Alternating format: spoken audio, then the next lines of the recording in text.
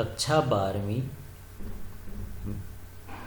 विषय भौतिक शास्त्र अध्याय 1 विद्युत आवेश और क्षेत्र। इसके अंतर्गत वैद्युत द्विध्रुव के अक्षीय स्थिति में विद्युत क्षेत्र की तीव्रता के लिए व्यंजक स्थापित करना है। इसके पहले के वीडियो में हम वैद्युत द्विध्रुव समझ चुके हैं और वैद्युत द्विध्रुव क्या होता है कि यदि दो विजातीय आवेश हों, समान परिमाण के हों, अल्प दूरी पर स्थित हों तो इसे वैद्युत द्विध्रुव कहा जाता है। तो यहाँ से यहाँ तक जो संरचना आपको इस चित्र में दिख रही है ये वैद्युत द्विध्रुव है जो प्लस क्यू और माइनस क्यू से मिलकर बना हुआ है।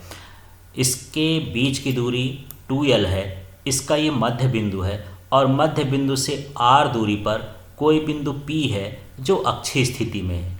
अक्षीय का मतलब यही है कि दोनों आवेशों को मिलाने वाली रेखा अर्थात अक्ष के किसी बिंदु पर हमको विद्युत क्षेत्र की तीव्रता ज्ञात करनी है। तो जैसा चित्र बना हुआ है उसके अनुसार हम यहाँ पर देखते हैं। अब माना AB एक वैद्युत द्विध्रुव है, आपको दिख रहा होगा ये AB हो गया, ये वैद्युत द्विध्रुव है जिसके आवेश का परिमाण Q है। तो इसमें माइनस Q और प्लस Q है लेकिन इनका परिमाण कितना है, Q है और दूरी 2L है। तो ये दूरी 2L हो गई। इसके मध्य बिंदु O से, मध्य बिंदु O हो गया, R दूरी पर, ये R दूरी पर है, यहाँ भी R दूरी पर। अक्षीय स्थिति ये समांतर रेखा में है या कहना सही से अक्ष में है। तो अक्षीय स्थिति पर P बिंदु स्थित है जहाँ विद्युत क्षेत्र की तीव्रता ज्ञात करनी है। जनरली जो वैद्युत द्विध्रुव होता है इधर ही माइनस लिखा जाता है, इधर भी प्लस लिखा जाता है, क्योंकि जो आप कार्तीय प्रणाली समझते हैं या ग्राफ बनाए होंगे 10th में, तो यहाँ पर इस तरह से आप बनाते हैं x अक्ष और y अक्ष। तो ये जो x अक्ष की लाइन होती है यहाँ क्या होता है, प्लस होता है और यहाँ क्या होता है, माइनस होता है और इसका जो है ऑरिजिन होता है, मूल बिंदु होता है। बस इसी के आधार पर इसे इधर माइनस लिखा जाता है पहले और प्लस Q कैसे लिखा जाता है बाद में लिखा जाता है। अब इसका व्यंजक निकालना आसान है, बस आपको 3 स्टेप भर ध्यान रखना है। सबसे पहला कि एक सूत्र बन जाए आपसे और वही बिंदु आवेश के कारण विद्युत क्षेत्र की तीव्रता का जो सूत्र होता है ये होता है E = 1/4πε0 Q/r²। ये इसका फार्मूला है इलेक्ट्रिक फील्ड इंटेंसिटी का किसी बिंदु पर।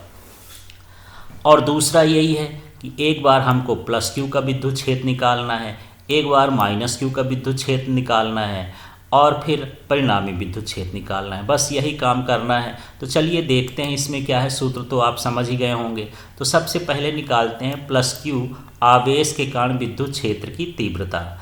तो यहाँ पर प्लस Q आवेश के कारण विद्युत क्षेत्र की तीव्रता के लिए देखिए सूत्र लिखते हैं। तो ये जो E1 है ये प्लस Q के कारण विद्युत क्षेत्र की तीव्रता हो गई P बिंदु पर और इसका सूत्र था 1/4πε0 Q/r²। लेकिन मैं यहाँ पर R नहीं लिखा क्योंकि R का अर्थ है आवेश से दूरी। तो यहाँ आप समझ रहे होंगे हम कौन सा आवेश लिए हैं, प्लस Q, और इसकी दूरी यहाँ से यहाँ तक की दूरी क्या है। तो ये देखिए ये दूरी है AP। तो यहाँ पर हम क्या लिखेंगे, AP लिख दिए हैं। तो यहाँ पर AP का स्क्वायर, क्योंकि उसमें R² है इसलिए यहाँ पर AP² होगा। अब विद्युत क्षेत्र की तीव्रता एक सदिश राशि है तो हमको इसकी दिशा भी बताना है। तो हम यहाँ प्लस Q की बात करते हैं और विद्युत क्षेत्र हम E1 माने हैं प्लस Q के लिए।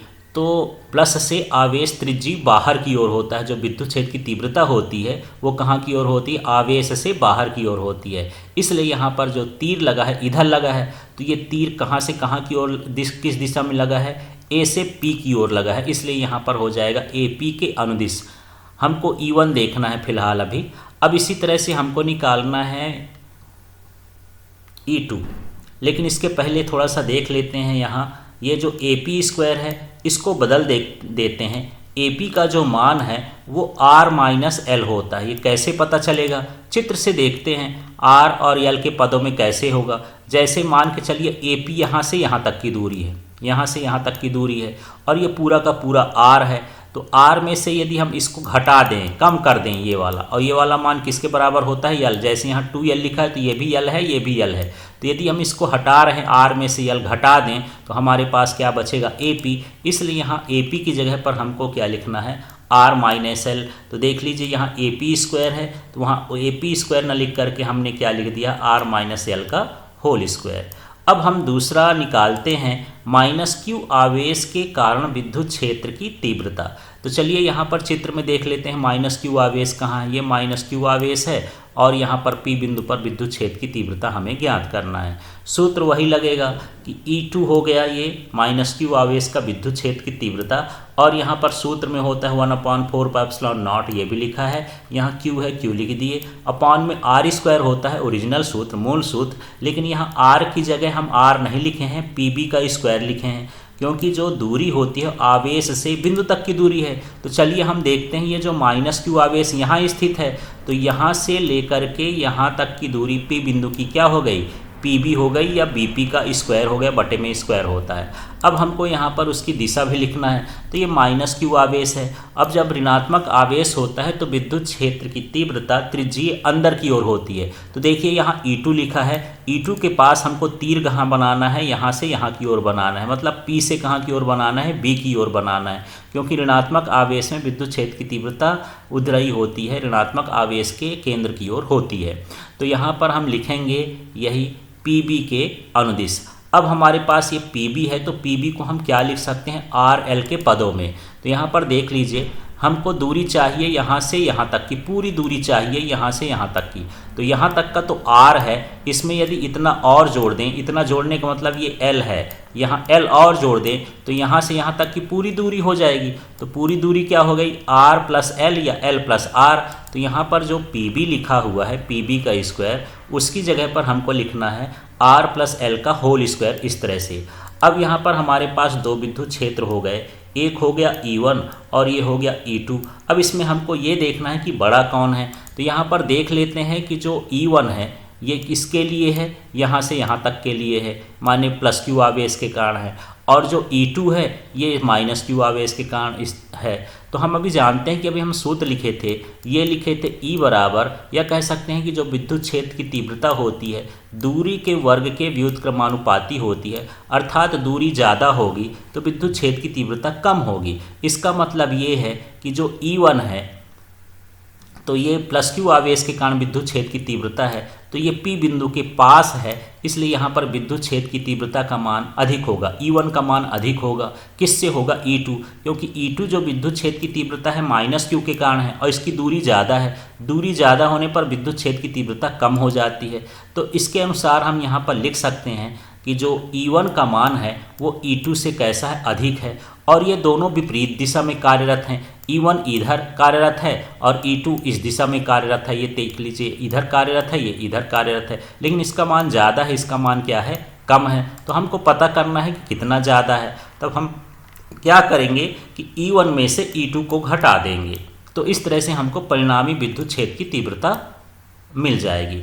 अब यहाँ से हमको इनका मान रख देना है और गणित जैसे लगाना है। तो चलिए देखते हैं, ये लिखा है E1, तो E1 का मान यहाँ पर हम देख लेते हैं क्या है, देख लीजिए, ये है E1 का मान, ये 1/4πε0 Q/R-L का होल स्क्वायर। बस इसी मान को हमको यहाँ रखना है E1 की जगह। तो ये पूरा का पूरा मान उठा करके हम E1 का ऊपर से लिख दिए हैं, फिर यहाँ माइनस लगा है तो यहाँ माइनस लगा दिए हैं, फिर यहाँ पर ये E2 लिखा है। तो चलिए E2 का भी मान देख लेते हैं। तो यहाँ E2 का जो मान है ये इस तरह से 1/4πε0 Q/R+L का होल स्क्वायर है, उसका भी मान हम यहाँ पर रख दिए, ये E2 का मान हो गया।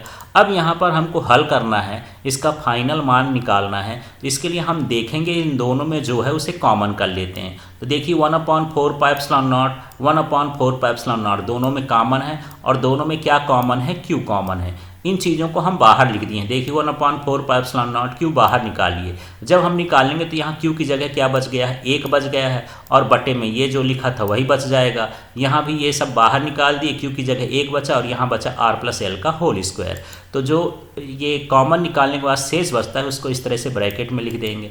अब अगले स्टेप में हम इसको जोड़ घटाना करेंगे जो भी है।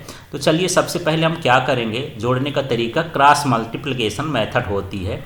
तो यहाँ पर इसको इधर लिखेंगे, इधर गुणा करेंगे एक तरफ तो ये आ जाएगा, और जो इसका गुणा होगा ये इधर हो जाएगा इस एक तरफ, तो ये हो जाएगा r माइनस एल का होल स्क्वायर। जो इधर लिखा हुआ है ये इधर चला जाएगा, इधर वाला इधर चला जाएगा, और नीचे नीचे का गुणा कहाँ हो जाएगा, नीचे ही हो जाएगा। तो ये दोनों कोष्टक इस तरह से लिख दिए।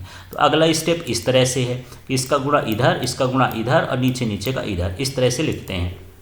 अब इतना लिखने के बाद जो हमारे पास आइडेंटिटी होती है, सर्वसमीका होती है a प्लस बी का होल स्क्वायर, उसके अनुसार हम इसको खोलेंगे। तो यहाँ पर देखिए r प्लस एल का होल स्क्वायर है, तो हम लोग जानते हैं कि यदि हमारे पास a प्लस बी का होल स्क्वायर है, इस तरह से यदि a प्लस बी का होल स्क्वायर होता है तो ये होता है a square plus B square और प्लस 2ab। अब हमारे पास यहाँ a और b की जगह क्या है, r प्लस एल है, तो यही सूत्र यदि हम लगाएंगे तो देख लीजिएगा a स्क्वायर माने यहाँ पर ये r स्क्वायर हो जाएगा, ये b स्क्वायर माने ये l स्क्वायर हो गया, 2ab का मतलब 2rl हो गया। अर्थात जहाँ पर a था उसकी जगह r रखना है, जहाँ पर l था वहाँ पर जहाँ पर b था वहाँ पर l रखना है। तो इस तरह से इस कोष्टक को खोल देना, इसका स्क्वायर हटा देना है और इसको ब्रैकेट में ही रखना है। इसी तरह से r माइनस एल का होल स्क्वायर है, तो इसका भी सूत्र होता है a square plus B square minus 2ab। तो यहाँ पर a की जगह r लिख देंगे, b की जगह l लिख देंगे, तो ये सूत्र बन जाएगा r square plus L square minus 2rl। अब इस तरह से ये आ गया। अब हमको क्या करना है, इसका ब्रैकेट खोलना है। इसका ब्रैकेट खोल देंगे तो ये पूरा उसी तरह से आ गया है। इसके बाद जब हम इसका ब्रैकेट खोलेंगे तो सामने माइनस लगा है, इसलिए चिन्ह बदल जाएगा। जैसे r स्क्वायर में ये माइनस लग गया, फिर ये प्लस है l के साथ तो ये माइनस लग गया, और यहाँ माइनस है तो ये प्लस हो जाएगा। इस तरह से चिन्ह बदलेंगे।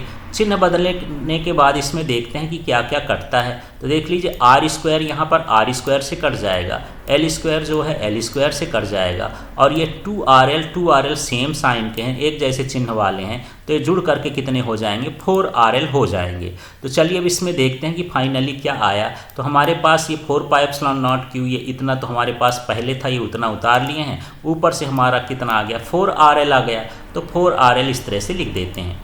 अब इसको थोड़ा सा अरेंज करते हैं। अरेंज करने का मतलब ये है कि हम यहाँ पर ये q लिख दिए हैं और 4 को हम दो भागों में बांट दिए। 4 को हम लिख सकते हैं 2 गुणे 2।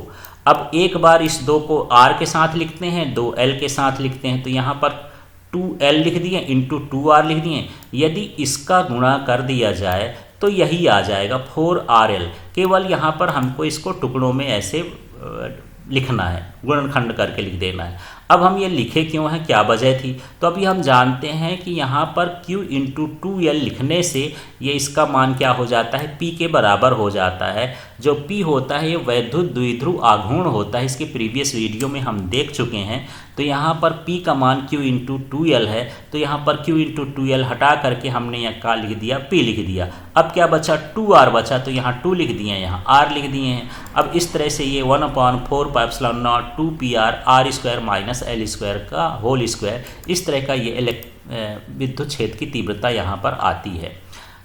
अब यदि हम कंडीशन लगा लेते हैं कि जो हमारे पास वैद्युत द्विध्रुव है वह बिंदु के दूरी के तुलना में बहुत बहुत छोटा है, मतलब L is very very less than R, तब क्या हो जाएगा, तब हम क्या करेंगे, ये 1/4πε0 को इसी तरह से लिख दिए हैं और यहाँ पर हम L को मान लेंगे 0। जब 0 मान लेंगे तो यहाँ R का स्क्वायर और R का स्क्वायर करेंगे तो ये R की घात 4 हो जाएगी, ये यदि हम इसको हटा दें तो। अब इसमें से एक R कट जाएगा तो इसकी घात कितनी हो जाएगी, 3 हो जाएगी। इस तरह से यहाँ पर विद्युत क्षेत्र की तीव्रता 1/4πε0 2p/r³ होती है। अब यहाँ पर कुछ बिंदुओं को समझते हैं। अक्षीय स्थिति पर विद्युत क्षेत्र की तीव्रता निरक्षीय स्थिति में विद्युत क्षेत्र की तीव्रता की 2 गुनी होती है। अभी हम देख रहे हैं यदि हमारे पास ये सूत्र आया है, यदि हम इसको आगे बढ़ा के ऐसा लिख दें, देख लीजिएगा 1/4πε0 और यहाँ पर क्या हो जाएगा p/r³ और ये जो इसमें 2 लिखा है इसको सामने कर लेंगे, ऐसा 2 गुणे कर लिए। तो ये जो मान आया था वो किसका आया था, निरक्षीय का। इसका मतलब ये हो गया कि ये EA मतलब एक्सियल अक्षीय स्थिति वाला विद्युत क्षेत्र की तीव्रता और ये जो EE है निरक्षीय स्थिति के विद्युत क्षेत्र की तीव्रता का 2 गुना होता है।